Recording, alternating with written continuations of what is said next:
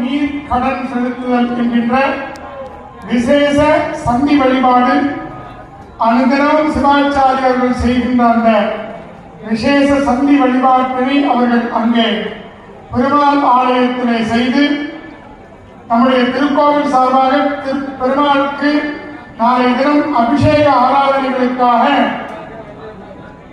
கட்டளை வழங்கப்பட்டிருக்கிறது. அந்த திருவெங்காடு பெருமானுடைய பிரசாதத்தை பெற்றுக்கொண்டு அங்கிருந்து வாத்திய சகிதமாக எல்லோரும் ஆலயத்திற்கு எழுந்தருளி ஆலயத்தினுடைய யாகசாலையிலே இரண்டாவது கால யாக வேண்டியை சற்றேறக்குறைய சுமாராக 10 மணி அளவிலே துவங்கி 12 மணி அளவிலே இரண்டாவது கால யாக பூர்த்தி. அந்த தருணத்திலே நம்முடைய ஓதுவா மூர்த்திகள் காலையிலே திருப்பள்ளி எழுச்சி அருளை செய்வார்கள். தொடர்ந்து 12 திருமுறைகளை நேரம் கிடைக்கும் பொழுதெல்லாம் நமக்காக இசையோடு வழங்குவார்கள். அதனைத் தொடர்ந்து மகா தீபாராதனையும் அதனைத் தொடர்ந்து 2ஆம் கால யாக வேண்டியனுடைய பூர்த்தியும் நிகழும்.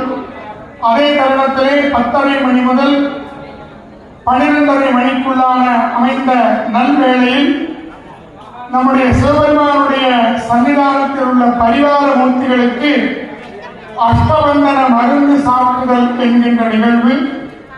8 வகையான மூலிகை பொருட்களை அடங்கிய அந்த அஷ்டபந்தன மருந்து சாதாரணமாக காய்ச்சி சாற்றாமல் இடித்து சாற்றுதல் இடிபந்தனம் என்பார்கள்.